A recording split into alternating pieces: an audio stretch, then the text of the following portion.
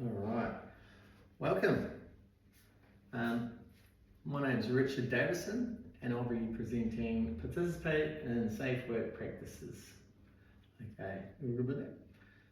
Okay, before we get started, I just want to clear up some housekeeping rules. If you can put your phone on silent, please. Thank you. And we have toilets. There's one toilet up front, just straight in there, or there's one around the back. Just turn right. Yep, and there's in the case of emergency, just out this forward door and follow down the alleyway to the assembly point. Okay. You happy with that? Yep. All right. So, Will we be in a break? yeah, so this will run for 30 minutes. Yeah. We won't need, hopefully we can just get through, but if you do need a break, just yell out. I'll just keep going, and if you need a break, just yell out. Any questions at all, Yeah. just ask. It's pretty straightforward. Okay. But yeah, so anyway, this is Participate in Safe Work Practices.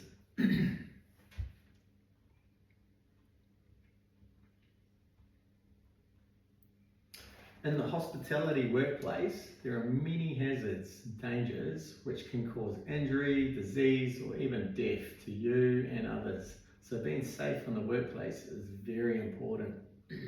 So you work in a cafe. How long have you worked in there for? Oh, I think it's about 2 months roughly now. 2 months? Yeah. Do you enjoy it? Yeah, I do. It's still new. I'm still getting used to everything, Yeah. like my surroundings and, so yeah, still taking a bit, but I'm getting used to it. Oh, good. Okay, so just some learning objectives today. How to use safe work practices in everything you do at work. There will also be how to identify hazards and how to control the hazards and minimise the risks. Okay. Yep. So you're familiar with hazards? Yeah. Yep. Yeah, I know what a hazard is, but I'd like to know a bit more about them. Yep. All right. So what do you think a hazard is? Just anything that could harm you, potential to cause harm. Yep. That's pretty much spot on. Hazards, anything has the potential to cause harm to yourself, others, or even equipment. Okay. Yeah, so we'll touch more on that later. Yeah. This is just to introduce you to what hazard is, and it seem like you know what you're. Okay. Okay. So we're going to go on to safe work practices. So safe work practices are procedures and behaviours that help prevent injuries and accidents in the workplace. We can do this by following workplace policies and procedures, using equipment correctly, wearing appropriate PPE, keeping work areas clean and tidy, and reporting hazards promptly. So just in that, using equipment correctly in the cafe, what would you go on? What would you think that would be? Just equipment in the cafe. And you mean like the coffee machine? Yeah. So if you've got a brand new coffee machine and you've never used it before, would you just and they told you would you use it? Or, well, no, I want to be showing how to use it correctly. that's right. Usually workplaces have a procedure on how to do it, and there's also instructions on how to do it. So you need to familiarise yourself with the instructions, the workplace procedures. That's spot on. Just wearing appropriate PPE as well. You know what PPE stands for? Protective equipment? Personal protective equipment. Yes, that's you're pretty much there.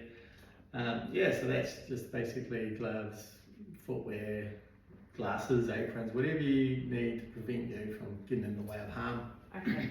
Okay. So safe work instructions provide guidance on completing tasks safely. Workers should read and understand instructions before starting work. So that's basically what we just talked about. Before you work on a piece of equipment or you start work, you need to understand the instructions before you're starting. And if you don't understand what you're going to do, what do you do? Ask. Who do you ask? Like your supervisor or manager? Yes, that's correct. That is spot on. So anytime you're unsure, just ask. That's spot on. Follow procedures step by step. use equipment as instructed, ask for assistance if unsure, and follow supervisor's directions. No dramas with that. Well, No, Yep. I don't think so. No, Yeah. yeah, that's pretty straightforward. that's pretty good. So common workplace hazards can be slips, trips and falls, faulty equipment, manual handling risks, chemical spills, and obstructed walkways. So just in the cafe, what would you find that could be workplace hazard? Any slips, spills, Spills from coffees? spills from coffee, Yep. milk, Yep, water, knives not being put away correctly, Yep. and like maybe knife blocks. Yep.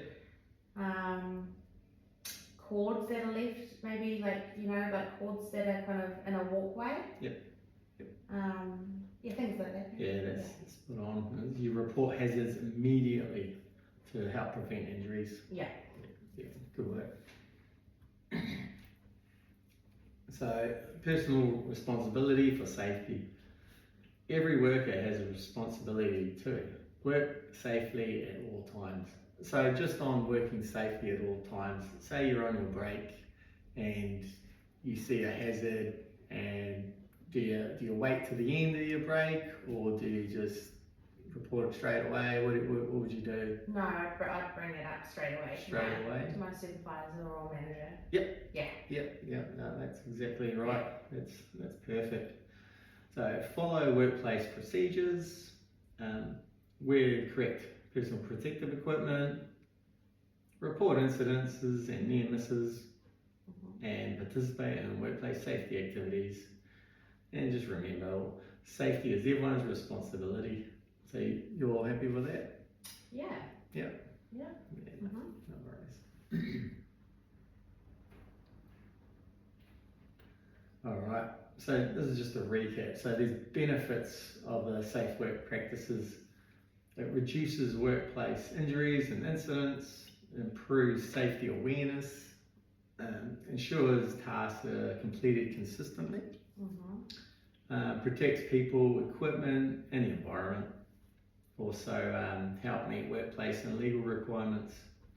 Effective safe work practices are developed through hazard identification, risk assessments and consultations. Is that pretty good? Do you understand what's gone through there? Yeah. Yep. I think so, yeah. Alright, so let's carry on to the next slide. Okay, just still with safe work practices, but this is applying these practices to your workplace. Safe work practices are ways of doing your work safely. The main safe work practice you should know and follow are identify and remove all control hazards from your own work area. Handle hot or cold products safely.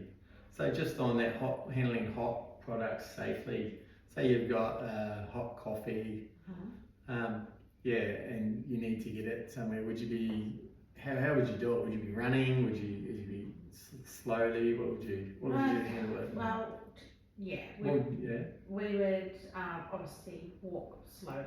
Yep, walk slowly, do you mind on the task and watching what you're doing, and also for your own personal protective equipment, you have an apron if you need, so if it does spills, or even if you've got those gloves and you got non-slip shoes, spot on. Hygiene control measures, so what might that be? Is it like washing hands? Yeah, exactly, yeah. Does that mean also like hair nets and Correct, yeah. things like that? Yeah, if you're in the kitchen, you're all around, yes, definitely hygiene. Well done. There's security management of cash, documents, equipment, keys or people. Also keep the work area clean and tidy. Using personal protective equipment as required. Evacuation procedures of staff and customers. So you'd know about that if you're in the event of a fire in the kitchen or something like that. You'd know everyone's to escort everyone out to the assembly point. Yeah, we told them about all that on our first day. No drama. Oh, good. Okay, so we've also got handling hazardous substances safely, using equipment safely, correct manual handling techniques. So you know about that? Yeah. Could you explain that a little bit more? Okay, so say you're in the cool room in the back, and you've got a crate of milk. Say it's about 10 kilos. It's on the ground. You need to lift it, and you're like, okay. When you do it, you have your knees bent, back straight, close into you, and if you're like, okay, we have a trolley to move it, we can use a mechanical aid. There's or team lift, but yeah, if it is just you, and also bring it in close, you know, to the lower level. You don't have to put it up top. Yep. Make it nice and comfortable. All right. So we also got taking regular breaks. Yeah. So that's task rotation. And that's all to prevent fatigue, because that's another big thing that could go wrong. Participate in safety and security training as required, and also report unsafe work practices and security breaches as per workplace policies and procedures. Mm-hmm. That's all good there? Yeah. Yeah, that's right. So now we're going to talk about identifying hazards and controlling risks. All workplaces must follow a process to identify hazards and remove or reduce associated risks. A hazard is anything that can cause harm to people or property. Risk is the chance or probability of harm if people or property is exposed to that hazard. In most workplaces, your employer or supervisor would have already identified and assessed the hazards and put control measures in place. However, there's always a chance other hazards may arise. Okay.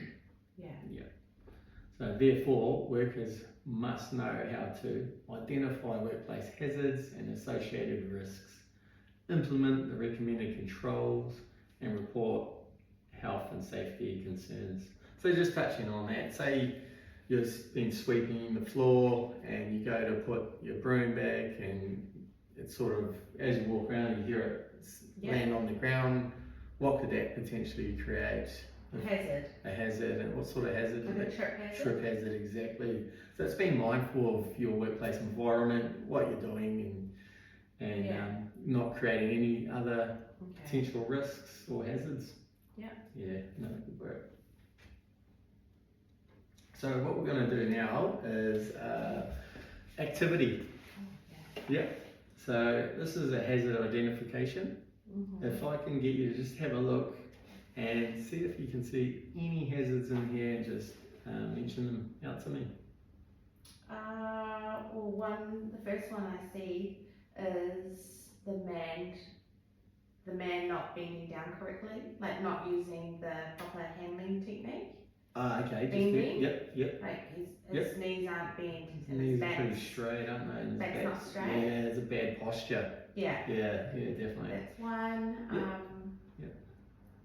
Maybe the other one with the boxes falling down. He's not looking what he's doing, and the boxes are falling. Oh yeah, he's not looking above. He's just looking what he's handling. It looks like he's. Yeah. Yep. Yep. Maybe another one. Is those wires hanging out? Exposed wires. Yes, that could be. What could that potentially be? Like electrical, like live wires. Yep. Yeah, if someone wants to touch them, maybe. Yep. No. That's right. Is that not correct PPE? The lady standing there by the conveyor and her skirt's getting stuck. Yeah. She's not looking what she's doing. She looks like she's on some iPad or phone or something. Yeah. Okay. So she's not familiar with her surroundings, and now she's close to Yeah. Is that because she's not wearing correct PPE, or Yep. is it? Yep. And then is that a spill there in the Oh, in the back.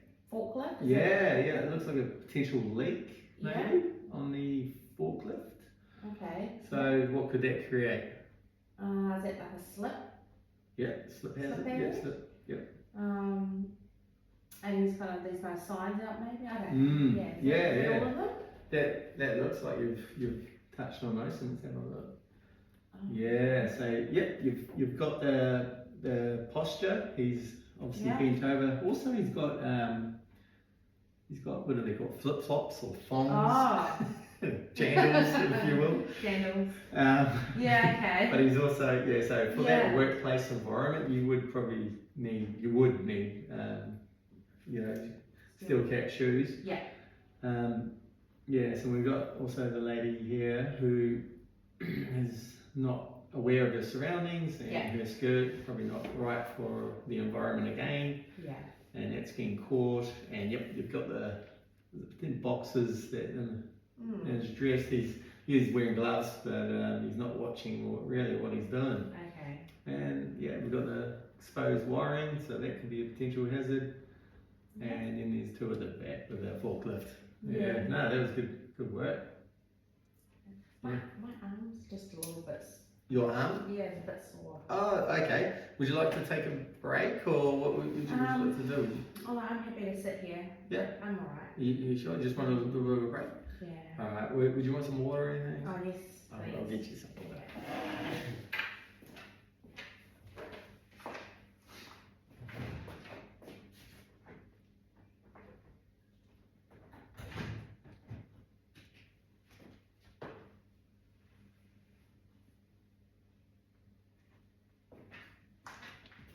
You go here. Okay. Is that alright? Yeah.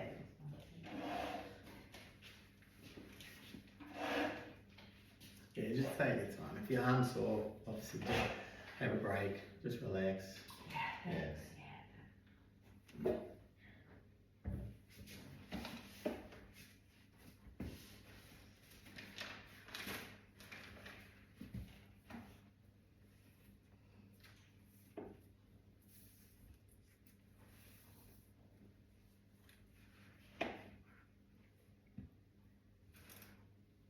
We'll just have to get you to sign a record of attendance sheet at the end as well. If I didn't touch on that. And there's a learner evaluation form. Okay. Just with your arm, obviously being sore. Yep. With the evaluation form, it will just be a checklist. So you just need a ticket. So there's not much writing involved with your hand, and also with the signature, it's just basically on the dotted line and date. Okay. Yeah, so obviously we do minimise your usage of your arm. Yeah. No, Okay. how you feeling now? Yeah, good. You good? Yeah, I'm Okay, fine. thank you. Alright, we'll get back into it. Yeah, it's a good work. You've found all those. Okay. You can still see that? Yeah. Right. Yep. Yep. Alright. So, assess risks of hazards. All identified hazards must be controlled to remove or reduce the risk of harm. To control the hazards, you need to assess the likelihood and consequence of the hazard occurring, determine and implement the most effective control measure. So, to assess a hazard, you need to work out the risk of a hazard. This is determined by asking yourself the following questions. How likely is it to cause harm? And two, how serious would the harm be? So we'll give you an example. If you're at the cafe and you outside where they deliver the coffees and they've got the umbrellas up and the umbrella isn't fixed in position and it gets windy, potentially that umbrella could fly off. And so if it flies off, what sort of harm could it cause? Then you have to look, how serious could the harm be? It's things like that. So with that, we have a risk maintenance tool.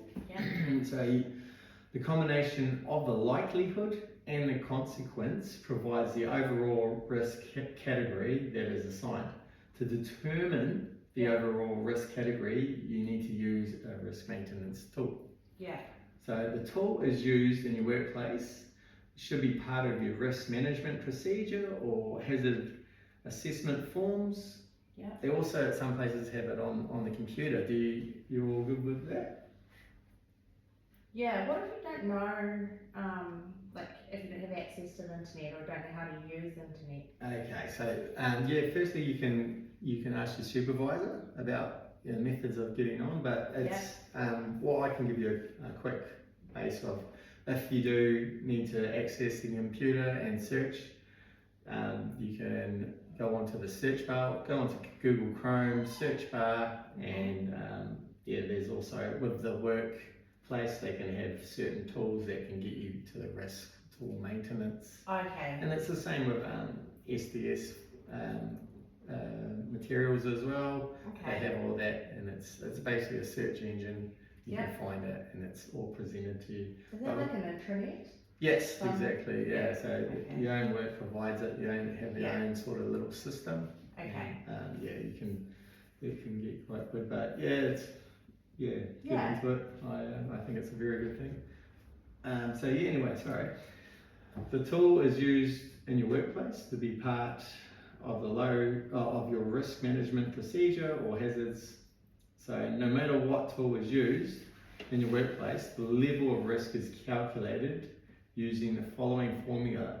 Level of risk equals likelihood times the consequence. Okay. So that's what you put into the matrix.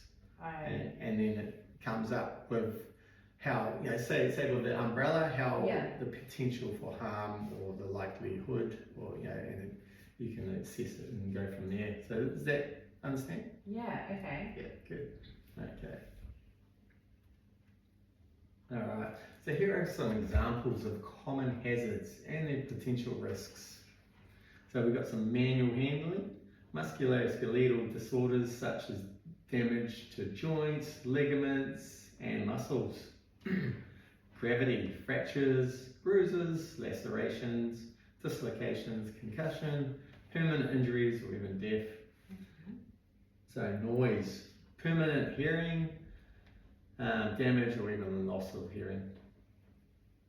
Electricity, shocks, burns, damage to organs and nerves, leading to permanent injuries or death. Machinery and equipment, fractures, bruises, lacerations, dislocations, permanent injuries or even death. And then there's hazardous chemicals, respiratory illness, cancers or dermatitis.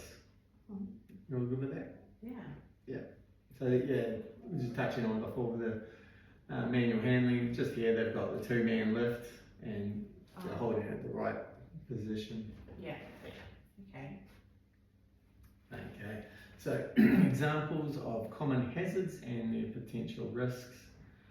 Extreme temperatures. Heat can cause burns and heat stroke. Cold can cause hypothermia or frostbite. And then there's also biological. We've got COVID-19, Legionnaire's disease, Q fever, HIV or allergies. Radiation, burns, cancer, blindness. Physiological, mental health or physical illness or work-related fatigue. Is that, you understand all that? Yeah. Yep. My dad actually had Legionnaire's disease. He did? Yes. He ended up in ICU. Oh wow, how did he do that? He contracted it through garden mulch, just from gardening. Oh, it shows how you can get, get it through anything these days. So it's good to be aware of these things. Yeah. You want to use the correct things to stop it. No, good. So just on control identified hazards.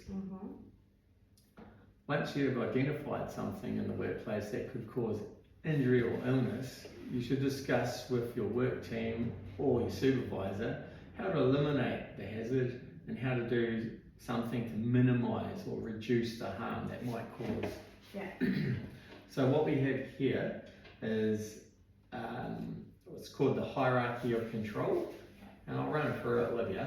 But firstly, you have the elimination, you have substitution, isolation, engineer controls, administrative controls, and then the lowest line is PPE. Okay. So the hierarchy of control helps to plan the best way to deal with the hazards, and it provides a structure to select the most effective control measure by either removing, eliminating the hazard so far as reasonable practical, or reducing and minimising the risk associated with it so far as reasonable practical. And there is an acronym that we use, Yeah. and it's E is every, S is every Saturday I enjoy pie, or every Sunday. Is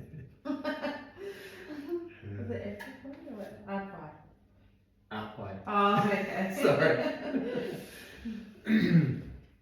Okay, just touching on right at the top of the hierarchy of control is Yeah. elimination. All right, so it's the most effective way of removing a hazard and eliminates the risk completely. Okay. Yeah. So in your workplace, could you think of a hazard that could be used as and used as elimination?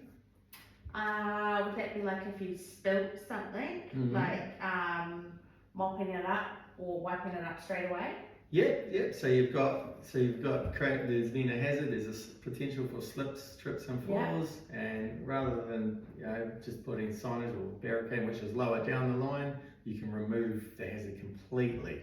And you're doing that by mopping it up, keeping it dry, and using non-slip. Yep. So that's a form of elimination. Okay. That's spot on. Now we've got substitution. Substitution is replace hazardous materials, processes, or equipment with safer alternatives. So substituting hazards in the workplace, again, that could be with say a loud coffee machine. Mm-hmm. The old ones really noisy, and what you could do potentially with the boss could get a new one in, which is more effective, the quieter version, so you don't have to have hearing loss or potential for things like that. So that's one form of substitution, but there is plenty of ways you can substitute something to make it safer. Okay. Isolation. So this is about isolating people from the hazard through either physical barriers or changes in the process.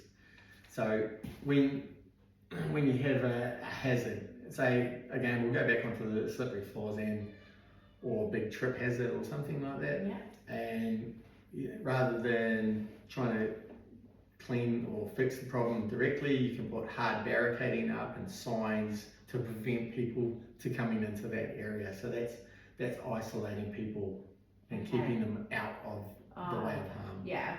Okay. So and again, it's the hierarchy of control. So you can't do the top one, down to the next one, down to the next one. Yeah. Okay. Yeah, that makes sense. Yeah. And then there's also engineering controls. So that's the designing physical barriers, mechanical devices, or ventilation to isolate people from the hazard itself. Mm-hmm. And again, that's another form of, even if you've got guarding on something that's moving to prevent, you're stopping someone from physically touching that, something that's spinning. So that's just another step in the line. Yeah.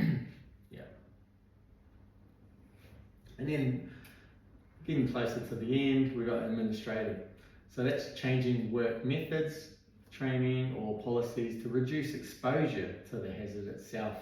So that's just if you have a workplace policy or procedure and you're able to change it and potentially it helps reduce the risk by changing how you guys work, or how you guys effectively work safely in the environment. And then the last line of defence is personal protective equipment. So that is, what do you think that could be with personal protective in the cafe industry? What could you wear? Is it like gloves? Apron? Shoes, like appropriate footwear? Non-slip shoes, absolutely. Safety glasses if you need to, and hair network. Does every workplace have PPE? Every workplace employee needs to provide you with PPE for what's required. Okay. Yes. Yeah. All right. So you comfortable with that? Yeah, I think so. Yeah. All right. So just moving down. So I just want to, about reporting health and safety on security concerns. If you don't know how to do something safely or aren't sure, ask for help or training before you begin the task. So, yep, if you're concerned about your workmates' health, safety or security, talk to your employer and supervisor or health and safety representative. Does that make sense? That's Yeah. great. All right, so we'll just come down to the summary. So, safety is everyone's responsibility. You need to follow procedures and report hazards promptly. Yeah. Using PPE and safe work practices, and prevent accidents before they happen. Okay. All right. So that is the topics from start to finish. But if your hand's all right, I'll get you to sign there, and that's the attendance sheet. And also have, if you can, it is a learner evaluation form. It's just a checklist. So you just need to, it's just you can either go like agree, strongly disagree, Okay. Yeah. and you just need to tick what you think was good. Okay. All right with that? Yeah. All Great. right. Well, thank you for being part of this. Thank you. That was very informative. No dramas. All Thanks. good. Cheers.